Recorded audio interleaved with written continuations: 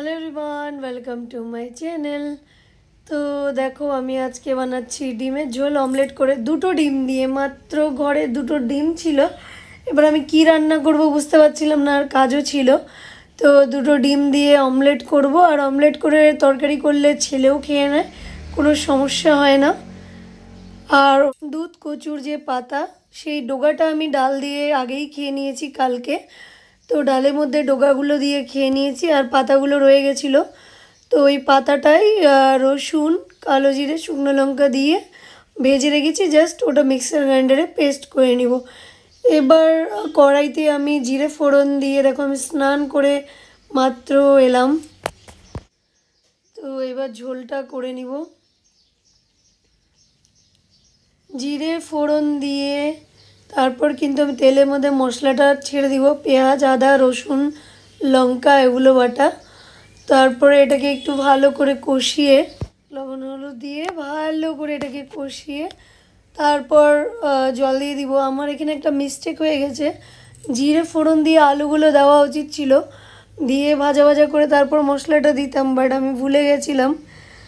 তো সেই জন্য এবার আলুগুলো অন্য একটা তাওয়াতে, মানে এখন কড়াইতে ভাজা করতে হবে প্যানে। তো এটা ফ্রাই করে লবণ হলুদ দিয়ে ভাজা করে ওই মশলার মধ্যে দিয়ে দিব, জল টোল দিয়ে ফুটে উঠলে ডিমগুলো দিয়ে দিব। ডিমের টুকরোগুলো দিয়ে বাস ওটাকে একটু ঠিকঠাক মতন, মানে গ্রেভি যতটা প্রয়োজন সেই অনুযায়ী রেখে আমার কিন্তু রান্নাটা কমপ্লিট হয়ে যাবে। তারপর কিন্তু আমি খাওয়া দাওয়া করে আমার দোকানের জন্য বেরিয়ে পড়ব। তো দোকানে গিয়ে আজকে একটা অর্ডার আছে। তো আজকে যে অর্ডারটা আছে সেটা হলো আমারই টিউশন স্যারের ছেলের বার্থডে। তো আমি যখন ক্লাস 10-এ পড়তাম, তো ওই স্যারের কাছে আমি ম্যাথের জন্য যেতাম, সায়েন্স গ্রুপটা আর কি। তো ওই স্যারের ছেলের জন্মদিন, গতবার নিয়েছিল ফুটবল থিম, এবার নাকি টাইগার থিমে লাগবে। কেকগুলো আমার বেক হয়ে গেছে, আর ভাত রান্না হয়ে গেছে। এদিকে এগুলো হচ্ছে আমার বাপের বাড়ির গাছের আম, তো দুটো মানে পেয়েছি। এবার এটা তরকারিটা দিয়ে দিচ্ছি। তো এবারের থিম হচ্ছে মানে টাইগার, বলেছে টাইগার থিমে। তো ফটো দিয়ে একটু প্রাইসটা বেশি পড়ে যাচ্ছিলো, তাই জাস্ট কেকের উপরেই টাইগারটাকে, মানে ফেস যে কেকগুলো হয় সেই ফেস কেকটা করা হয়েছে।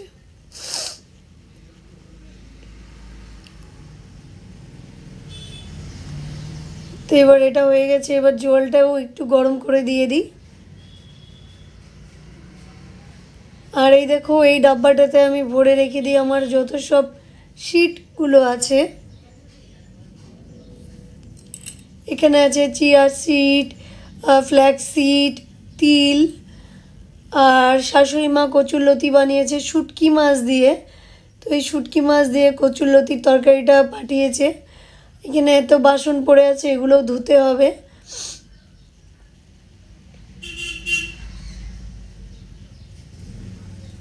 এরকমভাবে গরম জলটা দেওয়াতে মানে তরকারির অবস্থা দেখো, মনে হচ্ছে যেন গরম তেল করে একদম ছেড়ে দিয়েছি, একদম বকবক বকবক করে উঠলো। এই যে আমার বাটা কচু পাতা বাটা, মানে দুধ কচুর পাতা, খেতে তো দারুণ টেস্টি হয়েছিল। আর আমি এবার ডিমগুলো দিয়ে দিব। দুটো ডিম দিয়ে আমার তরকারি হয়ে গেল। মানে কেউ যদি দুইজনের বা একজনের মানে মেম্বার থাকে, মানে একজন মেম্বার থাকে না অনেক সময় বাইরে পড়াশোনার জন্য যায় বা কিছু, একটা ডিম হলেই কাফি, দুটো ডিম হলেই তো ফাটাফাটি। আর আমাদের তো 4 জন, দেখো দুটো ডিমকে ভাগ করে 4 জনের হয়েই যাবে। মেখে ঝোল থেকে তুলে ধুয়ে তারপরে দিয়ে দিব। আর আমাদের 3 জনে 3 টুকরা। এবার আমি স্নান টান মানে ড্রেস পরে রেডি, চুলটা এখনও ভেজাই রয়েছে। আমি দোকানে চলে এসেছি দেখো, আর বাসন টাসন মেজে আমি বসে পড়েছি। আর ধূপ ধুনো সব দেখানো হয়ে গেছে। তো অনেক দিন থেকে না আমার, মানে মোটামুটি 3-3.5 বছর থেকে শর্ট হেয়ার, মানে এতটুকুনো চুল নিয়ে ঘুরে বেড়াচ্ছি। এখন আর আমার ভালো লাগছে না, আমার মন চাইছে আমি হেয়ারটাকে লম্বা করি। আর অনেক ফেসবুকে অনেক সুন্দর সুন্দর লং হেয়ারের ফটোসগুলো আসে না, আর বাস ওটা দেখে আমার খুবই ইচ্ছে হচ্ছে মানে তো লম্বা লম্বা একদম কোমরের নিচ অব্দি আমি চুল বানাবো। তো এটা আমি রেমেডি দেখি যে ওই মেয়েটা আজকাল খুব ভাইরাল চলছে। তো লেবু আর নারকেল তেল মিশিয়ে মানে রাতের বেলা লাগিয়ে রাখলে মাসাজ করে, next day morning massage, night massage, ফের নেক্সট ডে মর্নিং মাসাজ, ফের নাইটে মাসাজ করে 2-3 দিন মানে হেয়ারটাকে সাবান দেওয়া যাবে না, জাস্ট নর্মাল ওয়াশ করে ছেড়ে দিতে হবে। তো আমাকে আর কেই বা দেখবে, আমার না করলেও চলে। তো আমি ওই মানে ও বলেছে যে ফ্রাইডে নাইটে করো, স্যাটারডে মর্নিং, স্যাটারডে নাইট, ফের সানডে মর্নিং, তারপরে ওয়াশ করে নাও। তো আমার যখন মন চায় আমি করে নিই, 2-3 দিন 4 দিন রাখি, তারপরে নর্মালি জল দিয়ে ওয়াশ করি, আর তারপরে হচ্ছে শ্যাম্পু করি অনেক দিন পর। তো দেখা যাক চুলটা লম্বা হয় কিনা। আমি চ্যালেঞ্জ অ্যাকসেপ্ট করেছি, এই রেমেডিটা হেল্প নিচ্ছি যাতে করে দুর্গাপূজার আগে একদম অ্যাটলিস্ট এতটা তো আসুক, নিচে অবধি না যাক, এত অবধি আসুক। আর আমার চুল এমনিতেও তাড়াতাড়ি লম্বাই হয়, নর্মালি তাড়াতাড়ি লম্বাই হয়, আর আমি বারবার কেটে কেটে এতটুকুনো করে রাখি। এবার আর কাটার ইচ্ছে নেই, কাটলেও জাস্ট এখান থেকে একটু একটু কাটবো, বেশি কাটবো না। তো এখান থেকে এতটা চলে এসছে, আমি আর কাটিনি, নইলে এতটা আসলেই আমি কেটে আবার উপরে করে দিই, কেটে আবার উপরে করে দিই। তো এবার কাটবো না, একটু কাটবো, যদি শেপটাকে খালি একটু ইয়ে করা যায়। আমার দোকান খুলে গেছে, কাউন্টার কিন্তু একদম খালি, আর কাউন্টারে চালাবো আমি পরে। একটা অর্ডারে কেক আছে, তো সেই কেকটা বানাবো, বাকি আর কোনো কিছুই বানাবো না, অর্ডারে কেকটাই বানাবো। একটা টাইগার থিমে কেক, আমার এই স্যারের ছেলের বার্থডে কেক। গতবার নিয়েছিল, কি কেক নিল, গত বছর নিল এই ফুটবল থিম কেক, আর এবার যাচ্ছে টাইগার থিম কেক। তো গতবার যেটা নিয়েছিল ওটা চকলেট ফ্লেভারের উপরে ফুটবল থিম, আর আজকে হবে টাইগার ম্যাঙ্গো ফ্লেভারের উপরে, যেহেতু ম্যাঙ্গোর পুরো সিজন চলছে। তো জলের বোতলগুলো পিছনে রাখা, তো আওয়াজ হচ্ছে।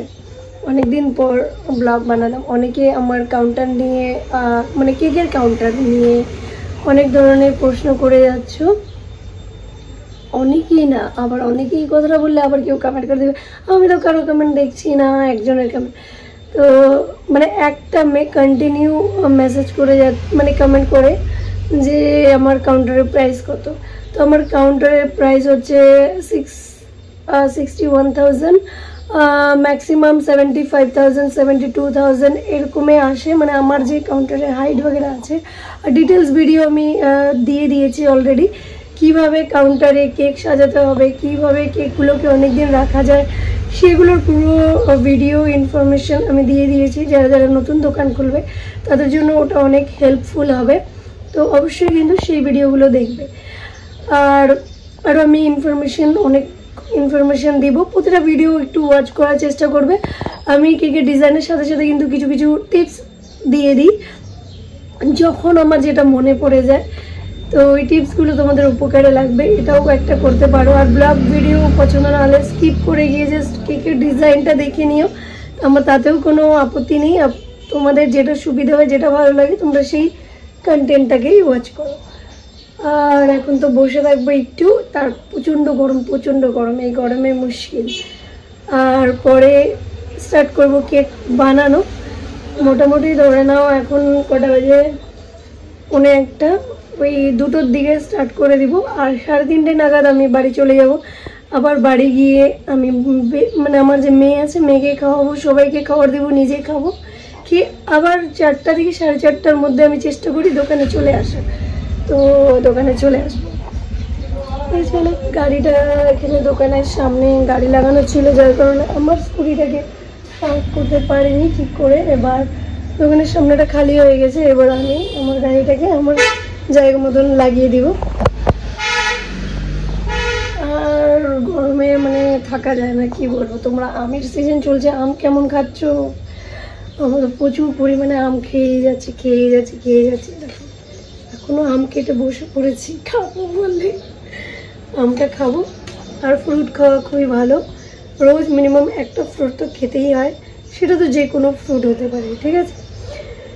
তো চলো রাখি, আমি গাড়িটা একটু ঘুরিয়ে নিই। আর কেকের ডিজাইনটা ভেবেছি তো হিন্দি চ্যানেলে ঢেলে দেবো, ঠিক আছে, তোমাদের সাথে শেয়ার করে দিই। অলরেডি হিন্দি চ্যানেলে আজকে ভিডিও ডালার জন্য ভিডিও আছে, তো তোমাদের সাথে বাংলাতেও আছে, তোমাদের জন্যও আছে প্রাইভেট করা, ওটাকে আনলক করে দেবো। আর আজকেরটাও আমি তোমাদের জন্য শ্যুট করে নিচ্ছি, আর এটা তোমাদের জন্যই ঢেলে দেবো।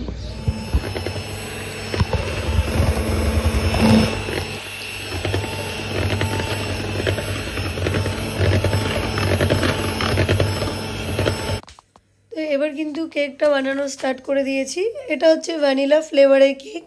তো গতবার চকলেট নিয়েছিল বলে এবার ভাবলো যে ভ্যানিলা নিবে। আমি বললাম আমার দোকানের ভ্যানিলাও খুব ভালো চলে, তো এই ভ্যানিলা কেকটা বানাচ্ছি। আর কেকটা কিন্তু পুরো আইসিং করে একটু টুথপিক দিয়ে জায়গাটাকে ড্রয়িং করে দিতে হবে, যাতে করে সেই ড্রয়িংয়ের জায়গাগুলোতে যেভাবে তোমাকে ডিজাইন করার মানে প্রয়োজন পড়বে, তোমরা মানে সেই অনুযায়ী ডিজাইনটা করে নিতে পারো। আর একটু 19-20 হলেও কোনো ব্যাপার নেই, যে কালারটা আগে করবে প্রথমে সেই কালারটা আগে কমপ্লিট করে নেওয়ার পরে যেখানে যেখানে মনে হবে যে উলট পালট কিছু হয়েছে, তো সেই জায়গাগুলো কিন্তু অন্য কালার যখন করবে সেই জায়গাগুলো কিন্তু অন্য কালার দিয়ে একটু করে কভার করে দিবে, তবেই হয়ে যাবে। মানে ভুল যদিও হয় তবু কোনো তেমন সমস্যা হবে না, যেহেতু টাইগার। তো এখানে একটু ইয়েলো আর একটু অরেঞ্জ, ইয়েলোটা একটু অরেঞ্জ ভাব থাকবে বেশিরভাগটাই। আর আমি কিন্তু এই দেখো কেকটা আইসিং করার পরেই টুথপিক দিয়ে মার্কিং করে নিব যে কোন জায়গাটায় আমার কি করতে হবে। আর কালারগুলো একেবারে পাইপিং ব্যাগে নজেল লাগিয়ে ভরে নিব যাতে তাড়াতাড়ি হয়ে যায়। এই পোর্শনটা দেখো হোয়াইট হবে, তো হোয়াইট কালারের একটা ছোট স্টার নজেলে পাইপিং ব্যাগে ভরে আমি নিয়ে নিয়েছি, আর এটা আমি এভাবে করে দিব। আর একটা ইয়েলো অরেঞ্জ টাইপের আরেকটা সেম নজেল নিয়ে পাইপিং ব্যাগে ভরে নিয়েছি, ওটা দিয়ে আমি উপরের অংশটা করব। তারপর মুছ হবে, টাইগারের চোখ হবে, তো ওই ডোরা দাগ হবে হালকা কিছু জায়গায়, তো ওগুলো সবই আমি এটাতে করব। আর ইতিমধ্যেই এটা করতেই দুজন কাস্টমার আসে, তো দুজন মানে একজন কাস্টমার, তার সাথে মানে দুটো লোক আসে। তো তারা এসে কিন্তু আমাকে একটা অর্ডার দিয়ে যায়, তোমরা জানো সেটা কি? সেটা হচ্ছে ব্লিঙ্কিটসের থেকে একটা অর্ডার। গতকাল সকাল 10টার মধ্যে আমাকে রেডি করে দিতে হবেই। আর ব্লিঙ্কিট আমাদের শিলিগুড়িতে এই প্রথমবার আসছে। ব্লিঙ্কিটের ওই যে ডেলিভারি আর কি ওয়েবসাইটটা, সেই ব্লিঙ্কিট। আর ওই ব্লিঙ্কিটটা প্রধাননগর মানে আমাদের শিলিগুড়ি প্রধাননগরে খোলা হচ্ছে, কালকে ওটার ওপেনিং আছে। আর সেই সূত্রেই কেকটা অর্ডার করে গেল, আমি তো এত খুশি। আর এই যে আমার টাইগার কেকটা দেখে নাও তোমরা।